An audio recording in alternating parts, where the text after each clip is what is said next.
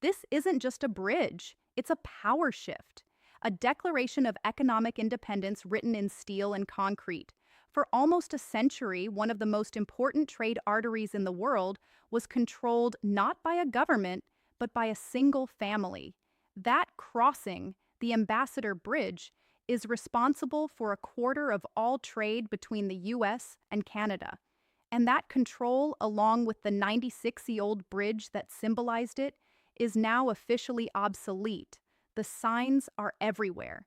The endless lines of trucks that used to define the Ambassador Bridge are getting shorter.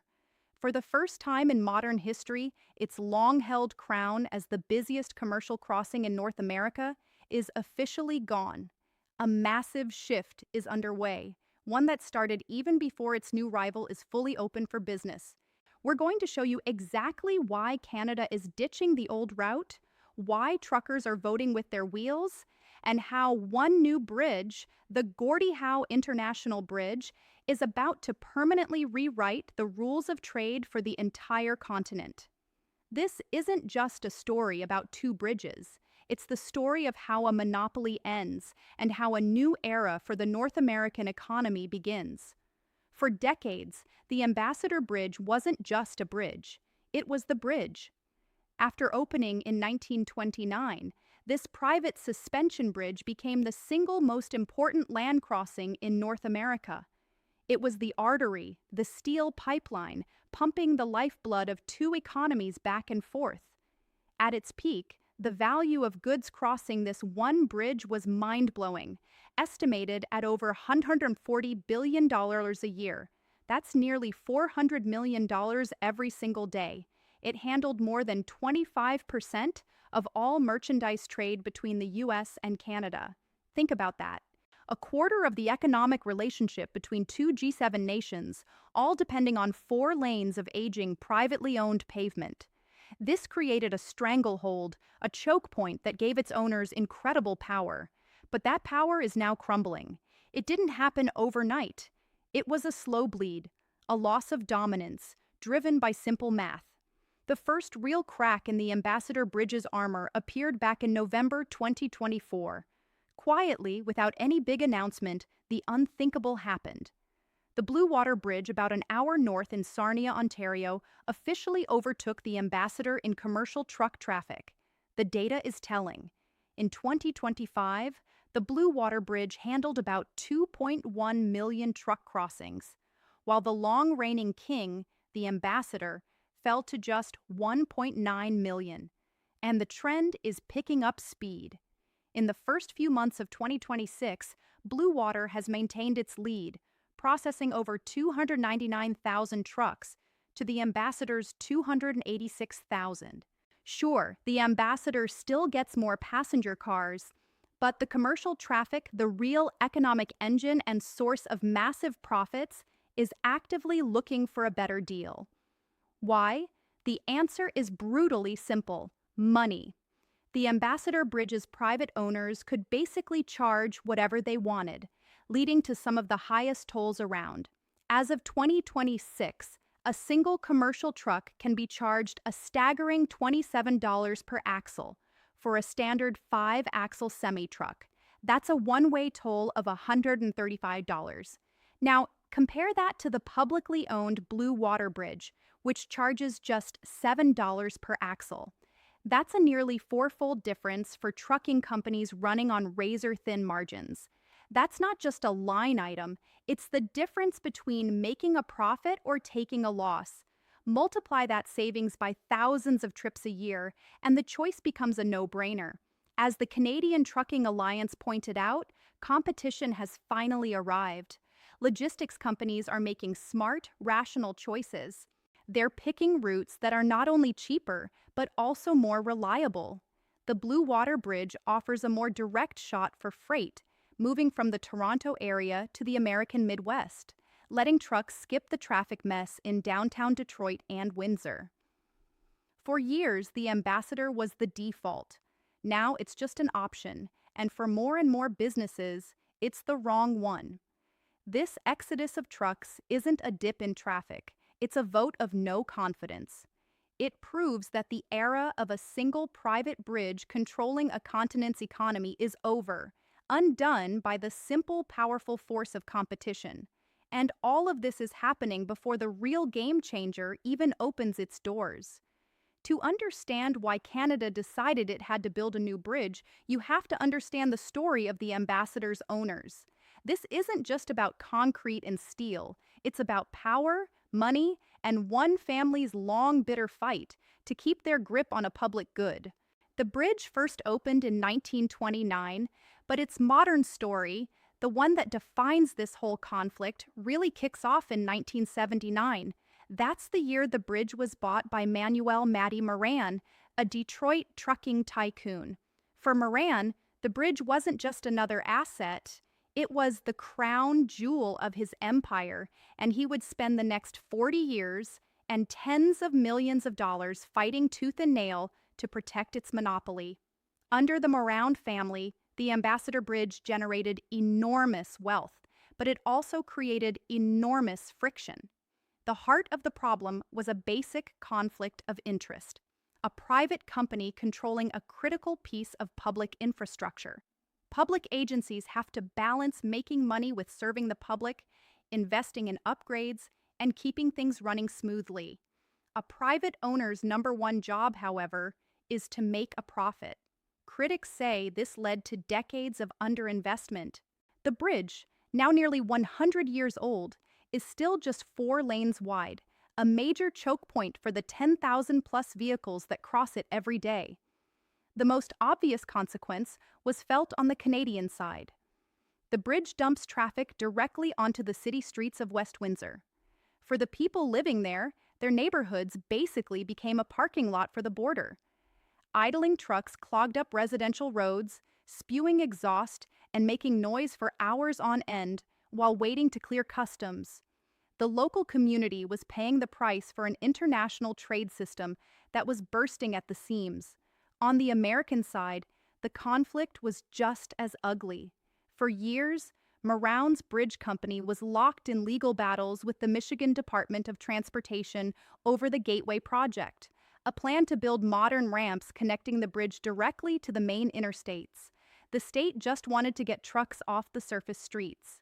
But the bridge company fought back, leading to a nasty court battle. Things got so heated that in 2012, a judge actually found the then 84-year-old billionaire Matty Moran in contempt of court and sentenced him to a night in jail for not following the construction agreement. But the family's boldest move was their all-out war against a new public bridge. For years, Canadian and U.S. officials had recognized the huge economic risk of relying on a single, aging private bridge. To the Moran family, a new bridge wasn't a solution. It was a declaration of war on their monopoly, and they fought it with everything they had. In 2012, the family funded one of the most expensive ballot initiatives in Michigan's history, spending over $30 million to promote Proposal 6. This proposal was cleverly designed to kill the new bridge project by requiring a statewide vote before Michigan could spend any money on a new international crossing. The ads were slick, playing on fears of taxpayer money going to a foreign project. But the reality was completely different. The Canadian government had made an incredible offer. Canada would pay for the entire bridge, including the U.S. Customs Plaza and the highway interchange in Michigan. They would only get their money back from future tolls collected on the new bridge. Opponents from Michigan's governor to the Detroit Chamber of Commerce called out Proposal 6 for what it was: a blatant attempt by one company to write its private monopoly into the state constitution. Voters saw through it and the proposal was crushed, but the lawsuits kept coming. The Moran companies challenged the agreement between Canada and Michigan. They tried to block the government from buying the land needed for the new bridge. And they even argued they had an exclusive right to operate any crossing on the river. In 2015, a federal judge threw out that claim, dealing a major blow to their strategy.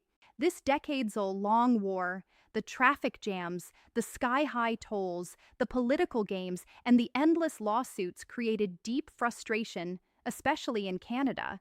It built the political will to finally find a solution. The problem wasn't just an old bridge anymore. It was about national economic security. It was about taking back control from a private owner who seemed willing to hold two counts economies hostage for personal profit.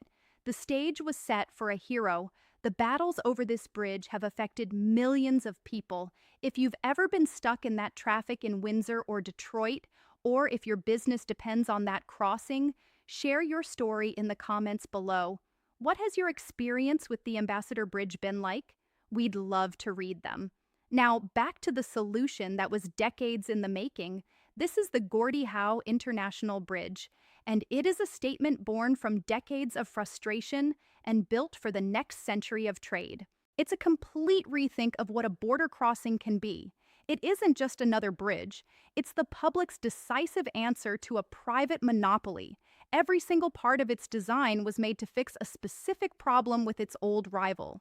Let's just start with the sheer size of this thing. The Gordie Howe is an absolute giant.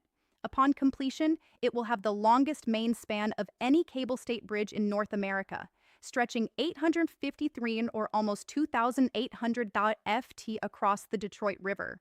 Its two massive towers climb 220 meters, 722 ft, into the sky, creating a brand new icon on the skyline. The whole project is a colossal undertaking, costing about 6.44 billion Canadian dollars, all paid for by the Canadian government. But the most important number isn't its length or its cost. It's the number 6. The Gordie Howe has 6 wide lanes for traffic, 3 in each direction. That's a 50% increase in capacity over the Ambassador's 4 narrow lanes. This isn't just about more space. It's about finally breaking the bottleneck that has choked this region for a generation. Even more revolutionary is what happens on either side of the bridge. This is its secret weapon. The Gordie Howe offers a direct freeway-to-freeway connection. On the Canadian side, it plugs right into the Herb Gray Parkway, which is part of Highway 401, Canada's busiest highway. On the American side, it connects directly to Interstate 75. No city streets, no stoplights, no forcing 10,000 trucks a day to crawl through quiet neighborhoods. It's a closed-loop system designed for one thing: speed. The ports of entry are just as impressive. The new Canadian port will be the largest in the entire country, spread across 130 acres. Both ports are packed with state-of-the-art tech, from advanced imaging to dedicated commercial lanes, all designed to process vehicles faster than the old crossing could ever dream of. And for the first time, this crossing will even have a dedicated path for pedestrians and cyclists, something that was unthinkable on the old bridge. The road to get here has been long. After breaking ground in 2018, construction hit hurdles, including delays from the pandemic. The original 2024 opening was pushed to the fall of 2025. And now, as of April 2026, the final testing of all the complex systems is underway. Officials are teasing an opening this spring, but they're taking their time to make sure everything is perfect. But maybe the most disruptive part of the Gordie Howe is its price. The authority managing the bridge has made it crystal clear they are here to compete. The planned toll rates are a direct attack on the Ambassador's business model. For cars, the toll is expected to be around $5.75. For commercial trucks, the rate is set at $8.75 per axle. Let's put that in perspective. A 5-axle truck that pays $135 to cross the Ambassador Bridge could cross the brand new 6-lane freeway connected Gordie Howe for just over 43 years. That's not a discount. It's a revolution. It's a price designed specifically to win back all the traffic that fled the city in search of a better deal. The Gordie Howe solves the capacity problem, the congestion problem, the community problem, and the cost problem all in one shot. The opening of the Gordie Howe International Bridge isn't just the launch of a new bridge. It's the final move in a continent-wide realignment of trade that's already started. The age of one bridge dominating North American commerce is over. In its place, a new reality is emerging, one defined by competition, choice, and something that has been missing for a very long time: security. The most immediate impact will be a stampede of truck traffic. The early shift to the cheaper Blue Water Bridge was proof that trucking companies are extremely sensitive to cost and delays.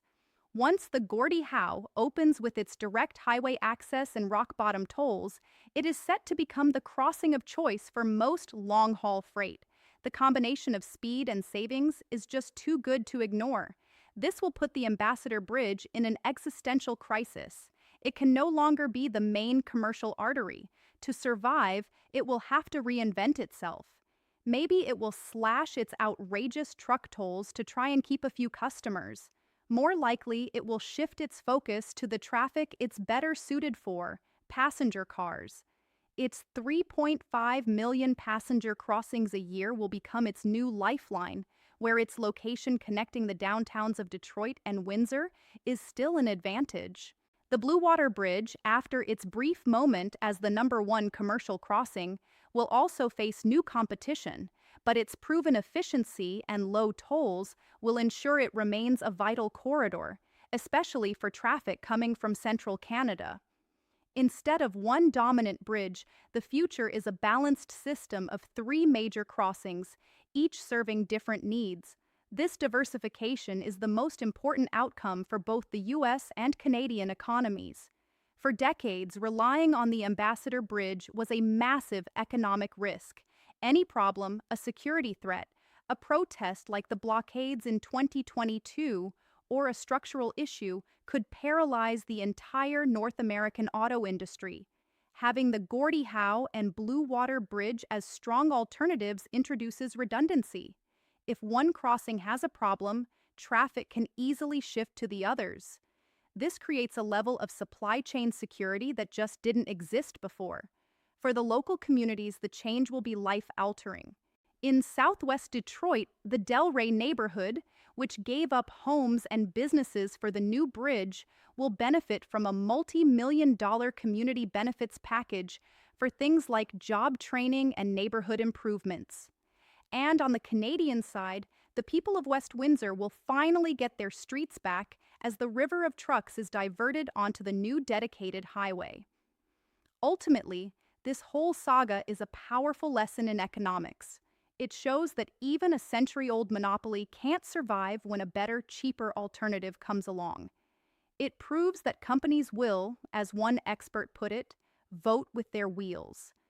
The Ambassador Bridge isn't going to vanish, but its power, the chokehold it had over one of the world's most important trade relationships, is gone for good. What's replacing it is a smarter, stronger, and more competitive system. The new map of North American trade is no longer being drawn by a private family, but by 2 governments and thousands of businesses who are finally free to choose a better way.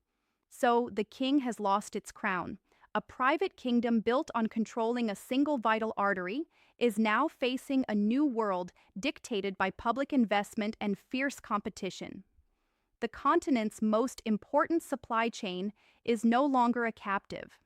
This new dynamic with 3 major bridges all in the game creates a stronger, more resilient network for the hundreds of billions of dollars in trade that flows between the US and Canada. The real winner here isn't one bridge or the other. It's the public, the businesses, and the economies on both sides of the border that can now depend on the free and efficient movement of goods. What do you think the future holds? Will the Ambassador Bridge adapt and find a new purpose, or will it just fade away? Let us know your predictions in the comments. And if you found this story about the massive projects that shape our world fascinating, make sure you subscribe and hit the notification bell for more. Thanks for watching.